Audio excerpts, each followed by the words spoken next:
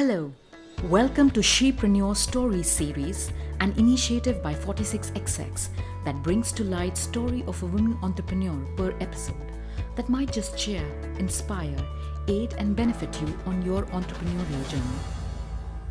Today, let's listen in to the story of APARNA ATHREYA. She is the founder of Kid and Parent Foundation and Story Triangle, which she founded in 2011 and 2015 respectively. You may read more about her accomplishments in the description box. Listen in to learn more about as to how did she get to where she is today. Aparna was born in Chennai and was raised and educated in Bangalore.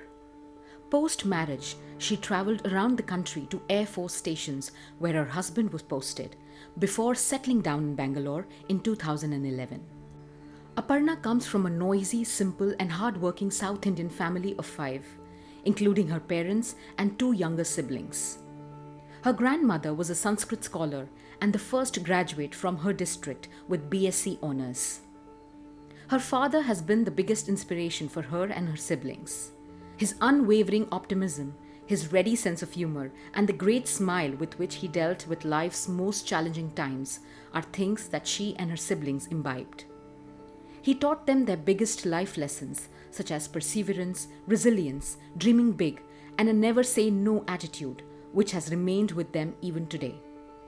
Her childhood friend and now husband is a fighter pilot from the Indian Air Force. With her 2 children, she has come to realize that they are a family of storytellers. She has her best critics and her toughest competition, all in-house. Aparna was a very talkative student and found herself spending more time outside the class than inside, for all the notorious deeds she enjoyed doing. Most of her waking hours outside school was spent playing boisterous games like Lagori, Gilli Danda, cricket, or poring over all sorts of books, fantasy, crime, war stories. She also used to love hanging out with her rambunctious friends all day long. They would invent games. Some were played on trees, some were crazy word games, and they had their own special edition of cricket with super creative rules. Even while she was playful, her entrepreneurial streak had already begun to show. She recalls fondly about how she and a few of her friends from her apartment founded a club that was meant to entertain, educate, and engage with the community. While the club did not last, as she grew up, the urge to engage with the larger community began to take shape. Growing up, Aparna's dreams were always like a kaleidoscope, colorful, creative, and ever-changing. She remembers creating her own perfumes, an activity she used to love. She would go hunting for flowers, incense, lotions, spices, and alcohol. That was her first brush with the world of science, which led her to become an engineer and today a STEAM educator. STEAM stands for Science, Technology, Engineering, Arts, and Mathematics. Aparna believes that it was having a mind that is constantly buzzing with creative thoughts that made her walk down lesser trodden paths. Watching her father's enthusiasm to do new things, his sense of humor, and his healthy appetite for risk have shaped her and her siblings deeply. When Aparna got married to a fighter pilot in the Indian Air Force, she was sucked into the fold of a new family where she shared a close bond with other women whose husbands too were pilots. With husbands away on long detachments to other places, the women leaned in and helped each other grow from strength to strength. She learned about empathy, resilience, and indomitable spirit a woman is capable of. She had a dual life that consumed her. One was that of an air warrior's wife, that meant she was deeply embedded in the binds of the armed forces, and another that was enmeshed in a world of number crunching and technology in the various organizations she worked at. Being posted in little-known towns all across the country made her deeply bond with other women. They bonded, coached, shared, and mentored one another. A habit that inspired her to reshape her career to become a trainer, coach, and mentor at the workplace. While she was pursuing a career in the software industry, she found her love for storytelling quite by accident. She was an enthusiastic volunteer of corporate social responsibility projects. On one such occasion, when she was asked to present to a group of young children, she discovered her passion for telling stories. Little did she realize then that she would one day jump into that rabbit hole and remain there forever. Aparna ventured into entrepreneurship in 2011 with the aim of coaching children, educators, and professionals towards self-discovery and social transformation. She founded Kid and Parent Foundation in 2011, followed by Story Triangle in 2015. Kid and Parent Foundation works with over 300 schools year on year and has impacted the lives of innumerable children and parents through the use of tools such as stories, art, music, theatre, and sports to foster cognitive, social, and emotional development among them.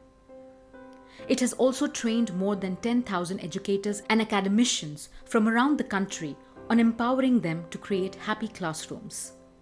Story Triangle, on the other hand, works extensively with large corporates and has coached over 2,000 professionals across industry domains. The organization also partners with NGOs and has empowered over 8,000 women and young adults on personal leadership and life skills. Aparna will now give us a peek into what her entrepreneurial journey has been like. I'm Aparna Athreyya. I'm a storyteller, a mother, an educator, and a life coach. I love doing what I'm doing because it involves stories. I love connecting with people. I love listening to stories, and I love transforming people with the power of stories. So I think my entrepreneurial journey started a long time back, possibly when I was 8 years old. I remember I was on a trip with all my cousins, and we were going to the pilgrimage of Karnataka, which includes Udupi, Dharmasthala, Mangaluru, and so forth. So we were in a van, and we were on this trip. And as soon as the journey began, I started to feel sick. So I was puking, and while the rest of them looked out of the window for the view, I was looking out of the window to puke. And this happened through the journey. So what had happened was that I was at every place. I and my mom, who loved me too much to leave me there, were left in the room, and all my cousins and my aunts and uncle and my grandma, all of them went to all the temples, the beaches, the port in Mangalore, and every place else. So they enjoyed themselves as tourists, while I was left in the room. So I had a very different perspective of this trip, because I began to notice the little things, how the birds flew in the deep blue sky, because it was in the middle of the summer, how the bees flitted from one flower to the other, and they actually had a pattern in which they flitted. And then there were the butterflies, the most colorful ones, and the color that they had was not the color of the flower that they went to. I remembered how my feet sank into the ground where there was green wet grass in it. I loved making a little mud castle and feeling it up with my hands. So I had a very different perspective, because I was left back at our guest house while the rest of them enjoyed what all the tourists did. At the end of that trip, I was asked, along with my cousins, to write an essay on the trip. You know how we all do that, right? So my grandmother was the judge, because she was a great English scholar. So I remember everyone wrote down their agenda for the trip, and they had such a boisterous time trying to remember all the places that they went to. And then mine was, of course, what I saw and what I experienced in my trip. When all the submissions were made, my grandmother, in all her earnest, took a red colored pen and she went through every essay that we wrote. And then she said, "The results are ready." And there was such excitement. In fact, even the uncles and the aunts and my parents were all there waiting for my waiting for my grandma to announce the results. And then she said, just like how they make announcements in Miss India contest, she said, "Well, it was very difficult for me to decide who took the second place. After great thought, I've decided that the second place should go to Meera, a cousin of mine." And everyone was so happy, and they were clapping and all of that. And then she said, "Well, for the first place, it really was not difficult. I have decided the first place goes to, and she called my name. And as I walked up that day, I was swelling with pride. I was bursting with joy. And when I went to her, from inside the folds of her sari, she pulled out a prize for me. And this was the prize, a newly minted 1 rupee note that she'd given me. I treasure it even now. And I think my journey of being a storyteller started long before I actually knew it. And I think my entrepreneurial journey is just about joining the dots back until then and doing what I've always loved doing. I think that's where it all began. And then there was a time when I was working 14 hours a day in the software industry and trying to deliver the best quality deliverables to our clients from across the world. And life was such that I was spending mindless hours crunching code and crunching numbers. So every time there was an opportunity for me to do something different, to do something external, I used to jump at that opportunity. One such opportunity was the corporate social responsibility projects that were there in the organizations that I worked at. And every time there was a ask, straight away my hand would go up because I was very happy to do something outside of work.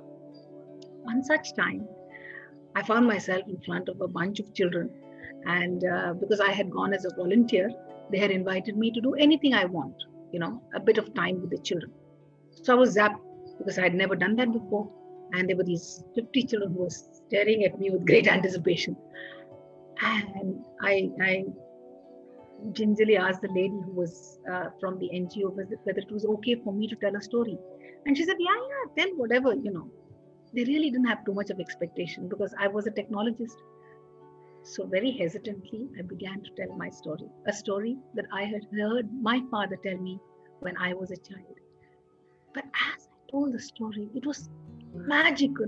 The children were rapt and they were looking at me as if they were in a trance, for I had transported them to another world, to a world that was special for me and for the children who were listening to it, the story world.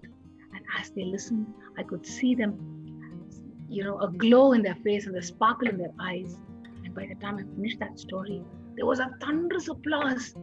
And they were asking me when I was going to tell another story, when I was going to go back there, something that nobody in the software industry ever asked me. So that was, I think, the beginning of how I began to enjoy the company of children, how I saw them transforming as they listened to stories. And I think that's where a sense of doing something where I could bring value to the others, not just children, but to the whole wide world, because stories belongs to every human, really started. And then there was no looking back after that. Once I, founded the Kid and Parent Foundation, I volunteered with the university to understand the art and the science of storytelling. I did a lot of volunteering work, did a lot of field work for the social experiments that were happening at the university. And, I went from being a lover of stories to being a researcher of stories. And then, like they say, the rest is history. So I think, and I speak for everyone who is a storyteller and a creative educator, one of the greatest challenges that I saw right up in the beginning was the acceptance of the premise of storytelling itself by the wide world. If you went to a teacher, or if you went to a parent, or you went to a corporate professional, they had a place for storytelling, and that was for entertainment. To sit by your grandma's side and listen to a story, or to sit by your bedside lamp and read a story before you go to bed. So really understanding why stories were important in our most crucial work was something that was not understood by many stakeholders. That was, I think, the biggest challenge, getting people to understand the power of stories, the importance of what stories can do to our lives, and how it can help us progress as individuals, as leaders, as socially responsible citizens. is something that was the greatest challenge up in the beginning. And then a challenge was in terms of getting like-minded people to come together who believe in creative education, who believe in methodologies which were not prevalent already in the Indian educational system or in the Indian workplace. So it took a lot of time and effort to build awareness. I would take up any opportunity I got. Anytime I found a bunch of people who had ears to listen, and I would tell them about the power of stories. I would tell them stories. I would watch them change. I would watch them take back a thought, a question to ponder upon. And I would do all kinds of volunteering work because I felt that it was important that I shared what I knew with everyone that I met. And along with me, of course, there are many people who have been passionately going after harnessing the power of stories. And I think a movement began. Today, I think storytelling finds a prized place in the center of how corporate leaders grow their leadership skills, for example. How teachers use stories in their classroom, even for core subjects such as a science or a math or social studies. So stories have now today taken center stage in various domains. And I think another very different challenge was really about finding a place in this unusual marketplace where as a woman, I was going not just as an artist, but also as a business person, right? So going as an artist is one thing, but going as a person who can bring business is something that was, a difficult mixing of traits. Either you were an artist or you are an entrepreneur. You can't be the both, was what was the popular opinion. So challenging that and working with people to understand that in art lies the power to bring value to others. And in bringing value to others, you can actually up the commercial value of the art form itself, is something that I also faced as a challenge. So again, this was in terms of making the right blend, in terms of offering this value of creative education, of coaching, offering it to people who were in need without thinking of what is the commercial value, because there was a need. So either there is a social imperative or there is a commercial imperative. And I think I balanced the both very well because I was willing and I was passionate and I was pushing the envelope in terms of reaching out to as many people as I could. So with awareness came recognition of this value. With recognition of this value came the larger business houses where there was willingness to adopt this as a skill, as a mindset, and as a transformational tool. And that's how, I think it was that perseverance, the grit with which I went after this particular, art and science itself. Well, there are two levels of support. One is the level of support that I have at my family. I come from a technology background. They understand that, they understand an engineer, they understand a bank balance that comes at the end of each month as I, grow up the technology ladder. But when I, went after something which was so unusual, which was not something that anyone else in the family did, a validation from them that you're going after something that you believe in, you're going after a dream, and you may not see monetary results, but you will see satisfaction, and that we have faith that you will find that value that you're going after. That trust, belief, and encouragement that I got from my family is something that I'm deeply thankful for. There's a great sense of gratitude. Now that is at my personal level. But there's another level of support that I've received from the greatest minds all around the industry, the women who've been, women leaders I've met. Every time I work with a corporate there are people who stick on. There are people who build relationships. There are people who believe that they also would like to emulate something like this. So each time I'm working with a different, counterpart, I walk away with very deep rooted relationships. And I think it is these relationships which have helped me grow as a person as well, because they constantly give me feedback. They constantly help me expand the horizons of this as a field.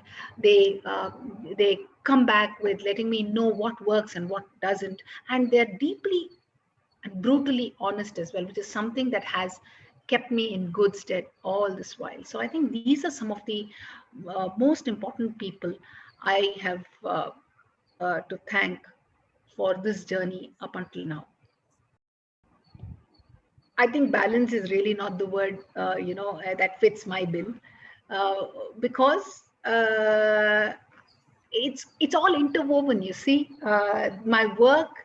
I think my children become the experimental platform for my work. Every story that I take out there, I always work with my children on that. Look at them, see how they. So I bring my work back home. I bring the stories from my workplace back to my children. I tell them about how little children listen to what I said. I talk to them about how professionals respond. So it's really it's the enmeshing of my workplace and my home. And I think it's very difficult for me to separate the two. And I think in this confluence of the two lies the magic of what I do. So I think balance is found by just willingness to bring it all in together with the same passion. And I look after my family and my workplace with the same zest and the same love that I have for one another. I think one of the greatest accomplishments for me is when I go out there and people recognize me and say, I have listened to a story that you've said. They don't even remember my name, but they remember the story that I've said. And I think that is really one of the greatest accomplishments that I believe that I've brought. When people remember what I leave them feeling. Uh, so that's something that I'll always cherish. Every time I meet somebody who recognize what I've given to them, I have another feather up my cap. And I will never forget the smile and the pride with which my father responded when I was telling him that I had an opportunity to interact with the Honorable Prime Minister in Man Ki Baat, and it was about storytelling. So it is something that really, swelled him with pride, because he couldn't imagine that a day would come when a storyteller will be called upon a national stage and talked about a field which not everybody knows or recognizes uh, to be something that's worthy of center stage. And I will always cherish that moment. And I think in that smile that I saw in his face, I think one of my greatest accomplishments were met. It's like a story itself, my entrepreneurial journey. So there, like in a story, there are so many conflicts, so many events that I have gone over. Some of them happy, some of them difficult, some of them uh, which are failures, some of them which are, opportunities to grow. So I don't believe that there are any regrets as much as I believe that life will always give us another, moment where we can do things differently, and where we can grow as people. I believe that looking forward without letting the past, you know, uh, be lost on you is really the best possible path one can take. And having said that, there is a lot of things that I remember about what has happened. I learn from it, but I never find myself regretting it.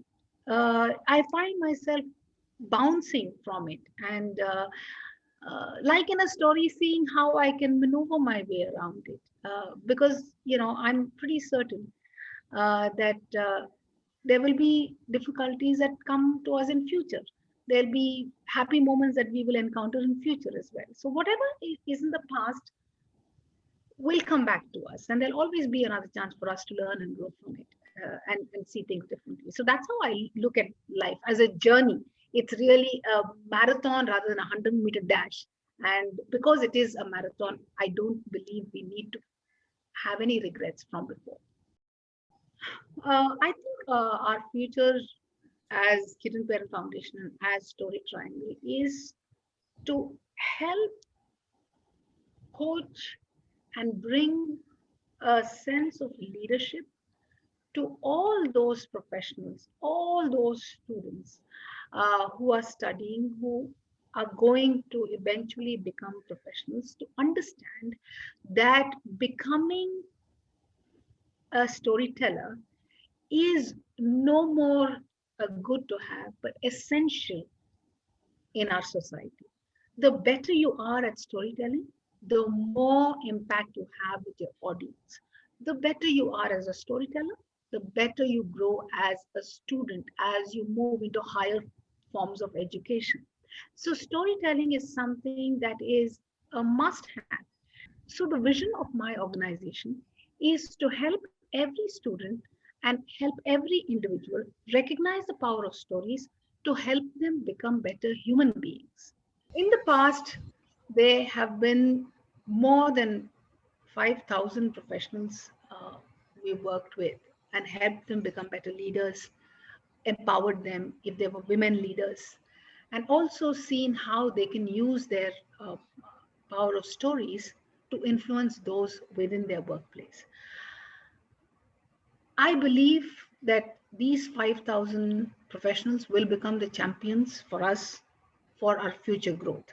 And I am after a plan today, and we're working out a model where these 5,000 people will become exponentially uh, important to help us grow this organization to an exponential number. And that's with regards to the professionals and the corporate workplace. When it comes to students, we've touched more than 15,000 students across various schools and universities. And we are trying to move into a model where we start working with educators rather than students directly, because we feel that the impact on students will be far higher when we work with the educators and those who are actually impacting them on the ground every day. So our model with education is moving towards a child-centric one to an educator-centric one. So they will become the champions for us to take forward creative education and everything that we do in terms of life coaching. So I think one of the most important things that I have learned is how important grit is, in whatever we do. And grit is different from perseverance because grit has that aspect of passion in it. It is passion and perseverance. When put together, you get that grit. So there is a prerequisite. Only if you have the passion can you go after with grit. So, and when you go after with grit, anything is possible, and that's what I firmly believe. Another thing is, a lesson that I feel is valuable for all us entrepreneurs is the ability to look at successes and failures with equanimity, because we are going to face them no matter what. It's a lonely journey. And in this lonely journey, there are going to be ups and downs. You may not see the downs today, but they will come. And you may not see the ups today, and they will come, right? So this too shall pass is something that we need to be very clear about. And also, look at it with equanimity and, learn to take them in our stride. And always have a smile when you look ahead of you, and you look ahead, and this is possible when we have deep belief in who we are and have faith that we shall get there, and that faith in ourselves is what will keep us always on our journey towards our destinations. Apart from everything that I believe are lessons that I have learned, what I would like to pass on to those others is the ability to be mindful, and this is not just about, the great breathing techniques but really about just being present to everything that's happening all around us. Let's be present to uh, those around us who we can make a difference for, no matter how small or big. Let's also be present to all the pains that we're going through, all the difficulties, and also all the things that are bringing those small smiles to us. And I think in this mindfulness lies great truths. And I believe one day when we look back to remember how our past was, it is these little smiles and these little pains that make us who we are. And I think that is what we would like to uh, cherish. That's what I would like to cherish when I look back, years from now. So I feel being mindful of all the little things that happen around us is something that's very important, no matter how big we are in our businesses. So, first of all, I'm deeply inspired by what XX46 has been doing, and everything that Rachna has been saying and doing is reminding me of how my journey began and how I was so full of energy, and how I will do whatever it takes to make things happen. And I see that spirit, that indomitable spirit in Rachna and in XX46 as a team. And I think that is going to keep them in good stead. I think I'm very happy that you have called me, but I'm also delighted by the kind of attention to detail you're giving in terms of the people that you're calling, and how you're using your platform to create energy, to create inspiration, and to create transformation in those who believe in you. And I'm hoping that, and I join all the others in telling you that what you're doing is valuable.